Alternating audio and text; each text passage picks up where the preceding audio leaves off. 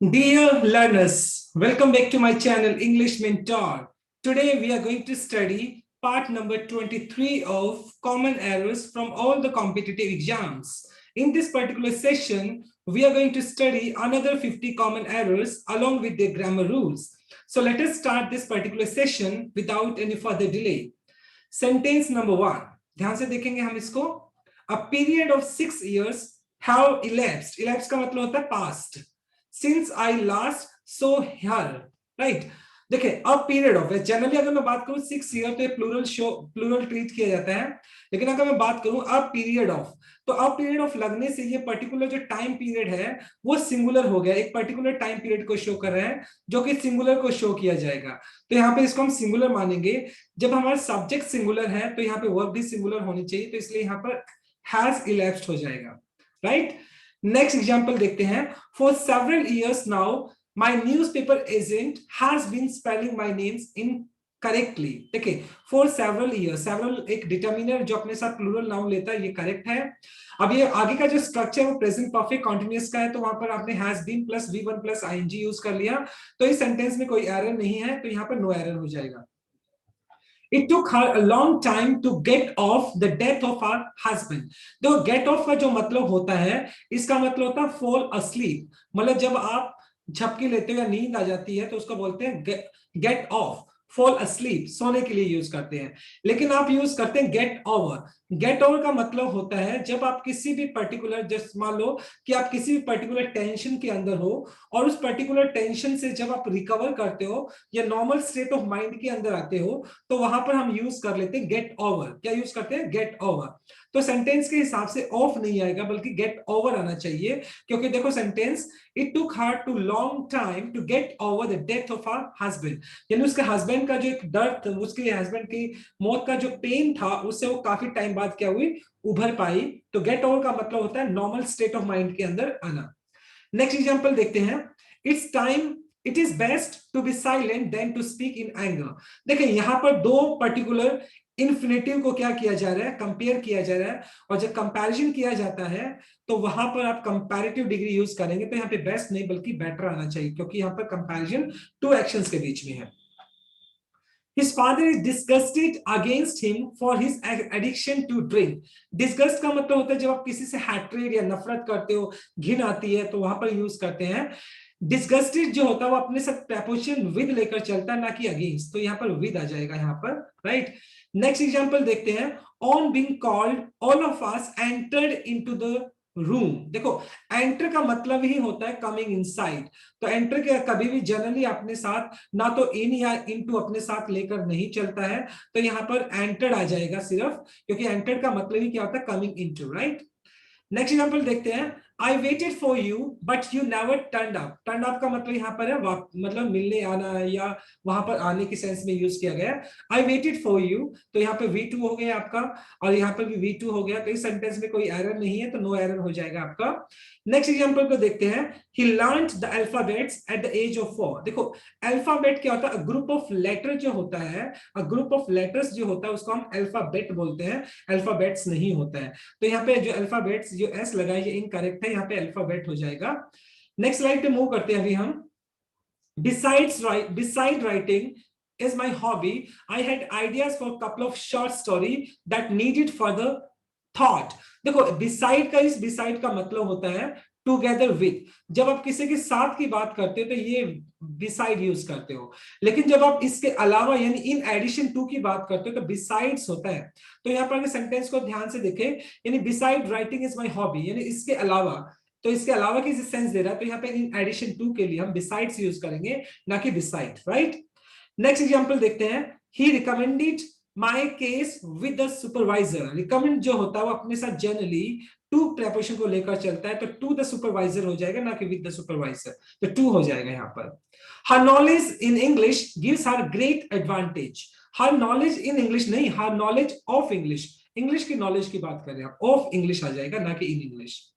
He was very kind enough to invite me. देखो, इस sentence को करेक्ट करने का तरीका क्या है, या तो आप यूज करो kind enough, इसका भी मीनिंग यही होता है, या तो आप सेंटेंस को बोलो he was kind enough to invite me, या तो ये बोलो, या बोलो he was very kind. He was very kind to invite me. इस तरीके से ये सेंटेंस करेक्ट हो सकता है, या तो वेरी काइंड बोलो या काइंड इनफ बोलो, वेरी काइंड इनफ नहीं आएगा, right. Police reports claim that substantial seizure, seizure का जो मतलब यहां पर है किसी चीज को जब्त करना, पकड़ना, of cocaine have been made in the last 2 months। देखो सब्सटेंशियल सीजर जो है ये आपका एक सिंगुलर सब्जेक्ट है। आपका जब सब्जेक्ट सिंगुलर है तो यहाँ पे वर्ब भी सिंगुलर होनी चाहिए, तो हैव नहीं बल्कि यहाँ पर हैज बीन आना चाहिए, हैज हो जाएगा। नेक्स्ट एग्जांपल को देखते हैं। Every conceivable race and nationality had its share of suffering in the world wars. मतलब हर एक रेस, हर एक कास्ट की अगर बात की जाए, नेशनलिटी की बात की जाए, तो उसका हिस्सा है सफरिंग का। तो यहाँ पे देखो हैड इट्स शेयर्ड नहीं आएगा बल्कि क्या आएगा, had its share, it's share of suffering, क्योंकि हर एक पर्टिकुलर नेशनलिटी या रेस का अपना हिस्सा होता है सफर करने का, तो शेयर ऑफ सफरिंग हो जाएगा। नेक्स्ट एग्जांपल देखते हैं। The reason Janet came dressed as Lady Gaga was because she had been told it was a costume party। costume party। देखिए जब आपका कोई सेंटेंस द रीजन से स्टार्ट होता है तो जनरली वो अपने साथ बिकॉज नहीं बल्कि दैट लेकर चलता है। क्या लेता है, दैट। तो यहां पर हो जाएगा the reason Janet came dressed as Lady Gaga was that she had been told हो जाएगा, दैट आ जाएगा, बिकॉज नहीं आएगा। The part 2, the famous church passes through a forest। देखो द पार्ट टू ठीक है, बिल्कुल यहाँ पर आपका फेमस चर्च पासिस, ये भी ठीक है, V1 आपने ले लिया एस और ES के साथ। थ्रू जब होता है, जब जनरली आप from outside to inside then outside, जब आप किसी चीज से निकलते हो तो वहां पर थ्रू यूज कर लेते हैं। थ्रू द फॉरेस्ट भी आपका करेक्ट आंसर हो गया, थ्रू फॉरेस्ट भी करेक्ट आंसर हो गया, तो इट मीन्स नो एरर हो जाएगा यहाँ पर। A first European sailor who came to India was Vasco da Gama. देखो फर्स्ट जो है ये आपका एक ऑर्डिनल नंबर है, और ऑर्डिनल नंबर जो होता है वो अपने साथ आर्टिकल द लेकर चलता है। और वैसे भी आप स्पेसिफिक यूनियन जो यूरोपियन सेलर उसकी बात करें तो आर्टिकल द यहाँ पर लगना चाहिए, द फर्स्ट सेलर हो जाएगा यहाँ पर। नेक्स्ट एग्जांपल देखते हैं। The track is difficult but it's far worth the Endeavour. देखो फार वर्थ का मतलब होता है उसकी वैल्यू नहीं होती, लेकिन अगर कहते हैं यहाँ पे सेंटेंस के हिसाब से कॉन्ट्रैक्शन होना चाहिए, डिफिकल्ट है लेकिन उसकी वैल्यू ज्यादा है, तो यहाँ पर कुछ होना चाहिए वेल वर्थ। क्या हो जाएगा, वेल वर्थ, वेल वर्थ हो जाएगा। नेक्स्ट एग्जांपल देखते हैं। What man can die better than serving his country. देखिए सेंटेंस के हिसाब से अगर मैं बात करूं, व्हाट मैन कैन डाई नहीं, हाउ कैन मैन डाई, मतलब हाउ कैन मैन डाई, क्योंकि सेंटेंस का फॉर्मेशन तो ऐसे होना चाहिए ना। हाउ कैन मैन डाई मतलब एक इंसान कैसे मतलब मर सकता है अपनी कंट्री को सर्व करने के बेहतर, मतलब कोई दूसरा तरीका है नहीं। How can man die is the correct answer. The teacher prevented the boys to go there. Prevent जो होता है वो अपने साथ प्रेपोजिशन टू नहीं बल्कि फ्रॉम लेकर चलता है, और फ्रॉम के बाद आप जीरंड केस भी यूज करेंगे तो यहाँ पर गोइंग हो जाएगा। तो the teacher prevented the boys from going there is the correct answer. The book being written in simple language is suitable for children as it contains many good advices। पहली बात हमें ये देखना पड़ेगा जो एडवाइस होता है ये आपका एक अनकाउंटेबल नाउन होता है, और अनकाउंटेबल नाउन अपने साथ प्लूरल नहीं बल्कि सिंगुलर ही होता है, तो पहली बात तो एडवाइस आएगा। और मैनी होता है ये एक डिटरमिनर है जो कि काउंटेबल नाउन के साथ यूज होता है। अब आपका एडवाइस है वो तो अनकाउंटेबल नाउन है, राइट, तो यहाँ पर आप मैनी यूज नहीं करेंगे बल्कि क्या यूज कर सकते हैं, अ लॉट ऑफ यूज कर सकते हैं। क्या यूज कर सकते हैं, अ लॉट ऑफ, क्योंकि अ लॉट ऑफ आपका सिंगुलर के साथ भी और प्लूरल के साथ भी, दोनों के साथ यूज कर सकते हैं, काउंटेबल के साथ भी अनकाउंटेबल नाउन के साथ भी। तो the book being written a lot of, मतलब ये हो जाएगा the book being written in simple language is suitable for children as it contains a lot of good advice is the correct answer. You are the man who have spoiled it. देखो ध्यान से देखेंगे हम, who आपका एक relative pronoun हो गया, और रिलेटिव प्रोनाउन से आगे वाला जो नाउन ही प्रोनाउन दिया था उसको उसका एंटीसीडेंट बोलते हैं, और वर्ब हमेशा एंटीसीडेंट के हिसाब से यूज होती है। तो यहाँ पे दो मैन दिया है जो कि सिंगुलर है, तो यहाँ पे वर्ब भी सिंगुलर आनी चाहिए आपकी, हैज आ जाएगा, राइट। नेक्स्ट एग्जांपल देखते हैं। Everyday new inventions is make for the good of humanity. पहली बात तो इन्वेंशन आपका प्लूरल है तो यहाँ पे इज नहीं आएगा, और दूसरा ये पैसिव का स्ट्रक्चर है तो यहाँ पर मेक नहीं बल्कि मेड होना चाहिए, क्योंकि नई नई इन्वेंशन की जा रही है, मेड हो जाएगा, पैसिव स्ट्रक्चर है। All works of creative writing have aesthetic appeal. इसका जो मीनिंग होता है आप बोल सकते हो आर्ट और ब्यूटी के बारे में, जब आपका आर्ट और ब्यूटी के बारे में जब आपका क्या होता है लाइकिंग होता है उसके लिए बोल सकते हैं, तो ये एडजेक्टिव होता है इसलिए इसको आप एस नहीं लगाएंगे, okay.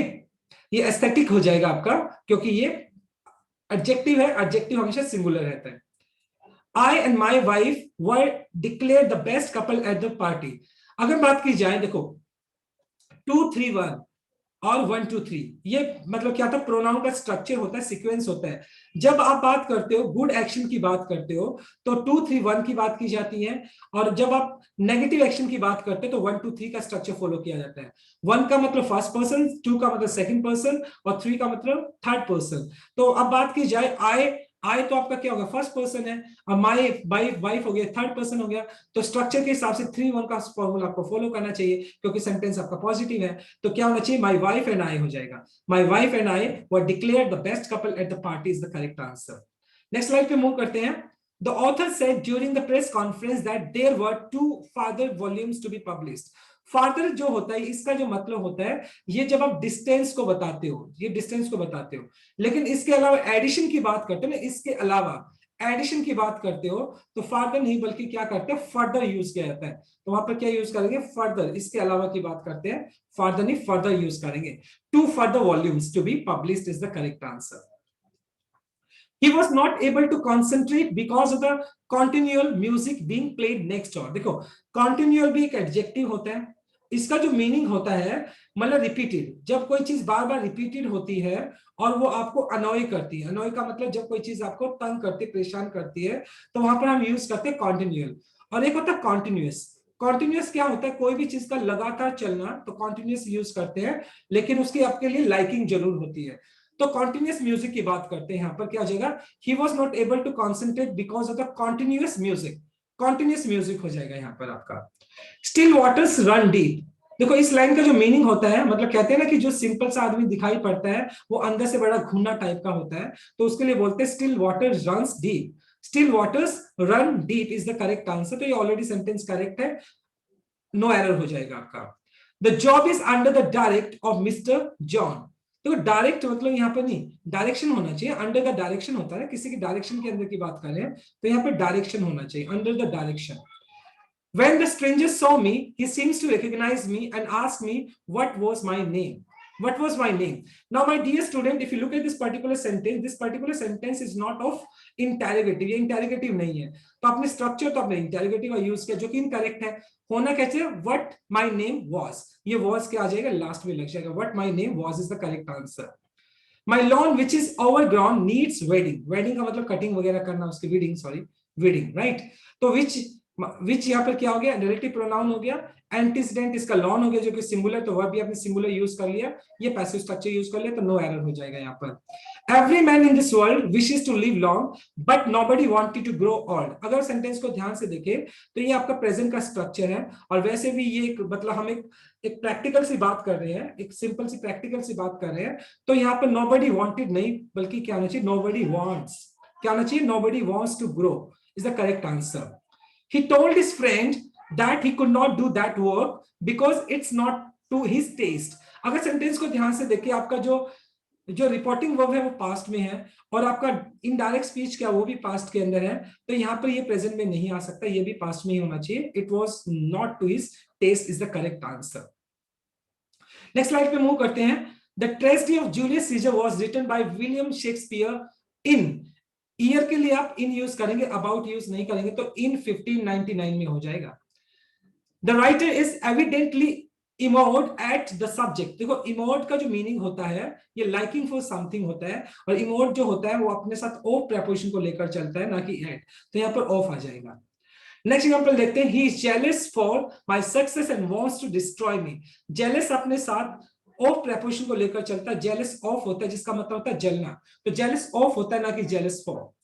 The main purpose of visit to develop a close relationship among the two countries. जब आप दो पर्सन या दो थिंग्स की बात करते हो तो वहां पर among नहीं बल्कि between यूज करते हैं, तो यहाँ पे among नहीं बल्कि between आना चाहिए, क्योंकि यहाँ पे आप दो कंट्रीज की बात कर रहे हैं, तो between हो जाएगा आपका। I left no stone unturned, इसका मीनिंग जो होता है, इसका मतलब होता है आपने कोई भी कसर नहीं छोड़ी to achieve for my object। Object नहीं बल्कि क्या होना चाहिए, प्लान, मतलब जब आप अपने टारगेट की बात करते हो तो ऑब्जेक्ट नहीं बल्कि क्या होना चाहिए, ऑब्जेक्टिव आना चाहिए। क्या होना चाहिए, objective. Objective is the correct answer.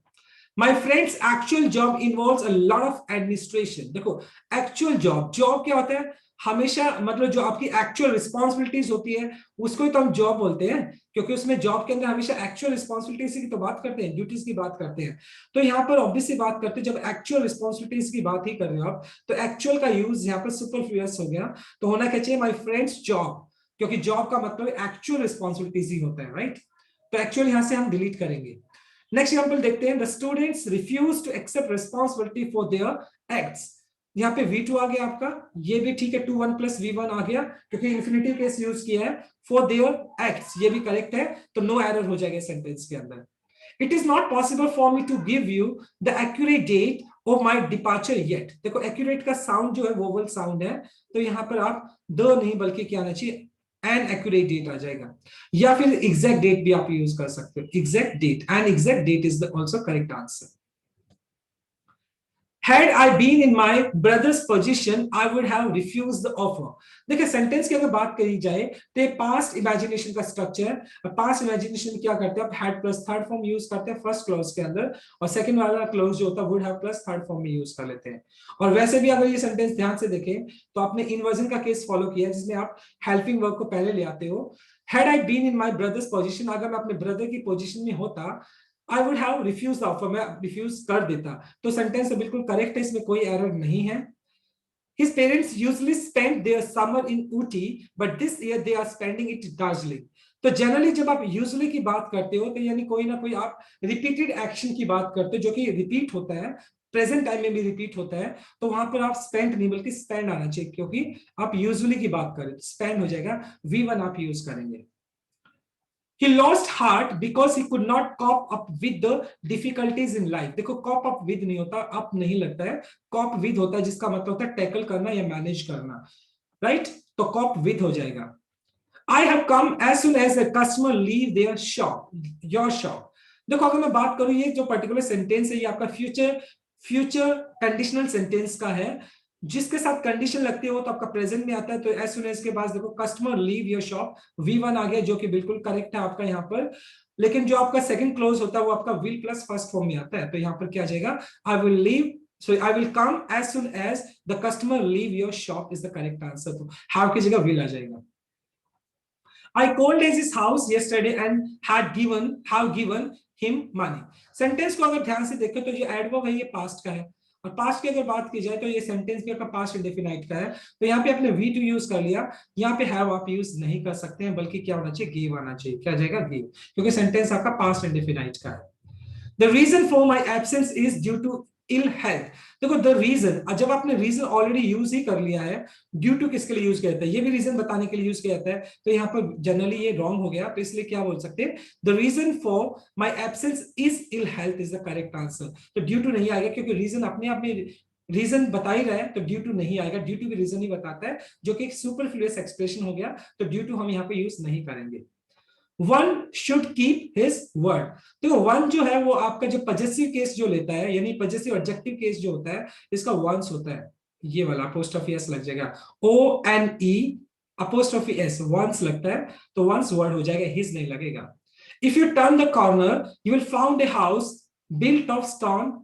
अगर आप सेंटेंस को ध्यान से देखो, अगर आप टर्न करोगे, if U turn the corner you will find, found तो आपका V2 हो गया, तो यू विल फाइंड, फाइंड होना चाहिए V1 आ जाएगा, क्योंकि विल तो अपने साथ V1 लेकर चलता है, तो फाइंड आपका V1 हो जाएगा। His appearance bears, bears का मतलब एग्जैक्टली दिखाई देना, यहाँ पर a striking मतलब वेरी सरप्राइजिंग, रिजेम्बलेंस का मतलब हो गया बिल्कुल हूबहू किसी की तरह दिखाई देना, टू योर कजन। तो ये सेंटेंस बिल्कुल ठीक है। अपीयरेंस आपका अनकाउंटेबल नाउन है, तो V1 आपने यूज कर लिया। स्ट्राइकिंग रिजेम्बलेंस बिल्कुल सरप्राइजिंग रिजेम्बलेंस है टू योर कजन, तो इस सेंटेंस में कोई एरर नहीं है, तो यहाँ पर नो एरर हो जाएगा आपका, right. So this is all about from this particular session. Thanks for watching this video. Please do like, share, comment, and subscribe to my channel. So tomorrow I'll come with another video. Till then, bye bye, take care, and have a nice day.